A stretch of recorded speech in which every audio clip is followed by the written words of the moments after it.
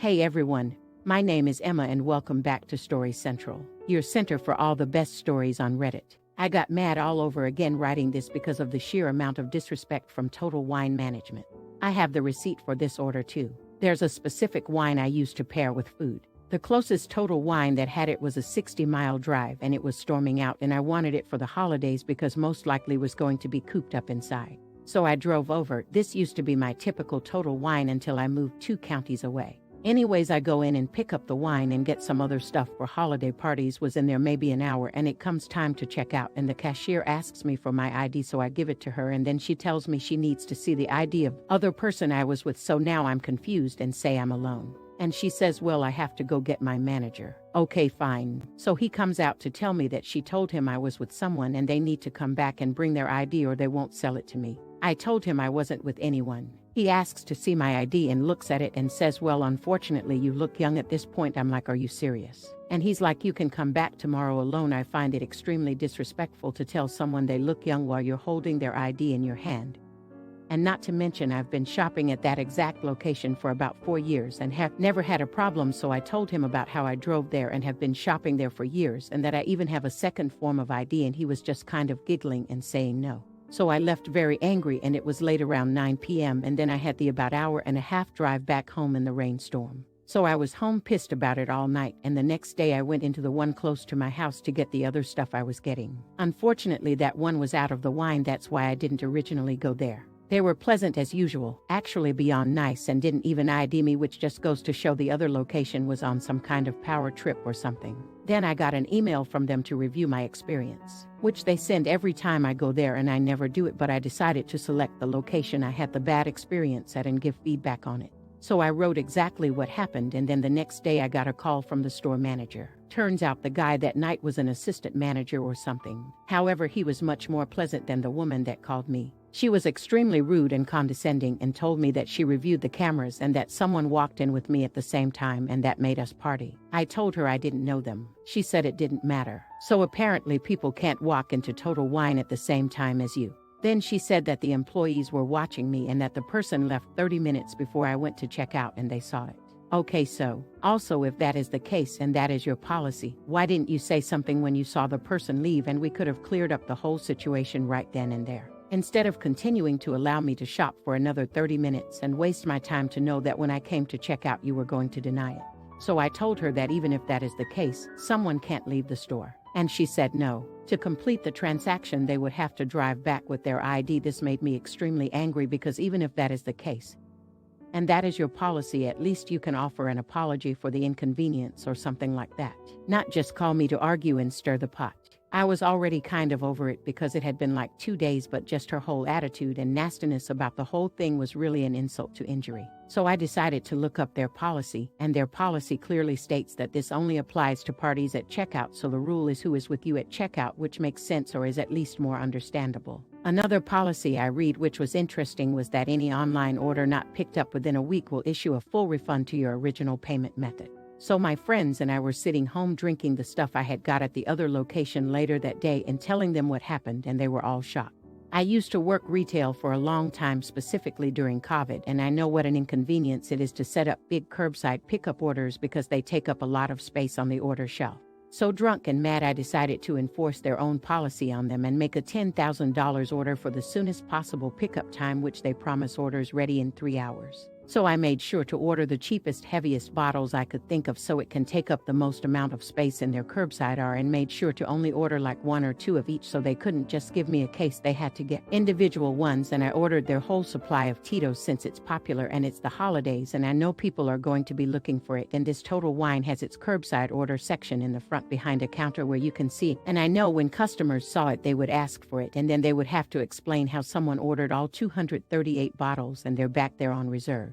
Then they'd probably get grouchy and ask for a manager. But the manager would be busy because I also made sure to order a lot of bottles behind glass, so they would have to run around with their keys scrambling to get this order ready. I worked retail and I know how much stuff like this throws off a schedule and annoys the managers. So I loaded up the cart and stopped when I got bored and placed the order. I got the email confirmation which specified that you have to wait for the pickup confirmation email.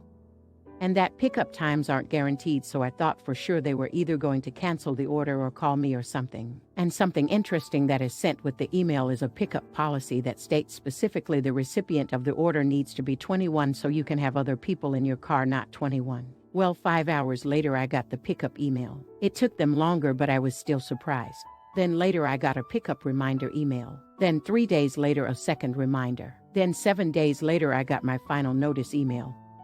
And then on day 10 I got a phone call. It was the manager acting like a completely different person, this time asking when I was coming for the order. At this point I think she knew I was freaking with them because it had been 10 days and she knew my name from the previous feedback thing, because when she called she asked for me by name and my name was on the order, so I told her yeah, I went to pick it up and was told I looked too young. So I just went to the other Total Wine and picked it up, the same stuff there. So then she was mad and said, "Are you seriously not coming to pick this up?" Lalo restock.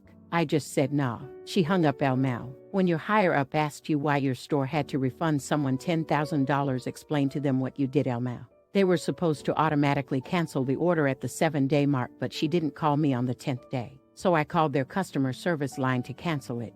And she told me some stores wait until the end of the month to do it. I'm assuming the manager was trying to hold out on refunding to end the year on a better number. Retail does that.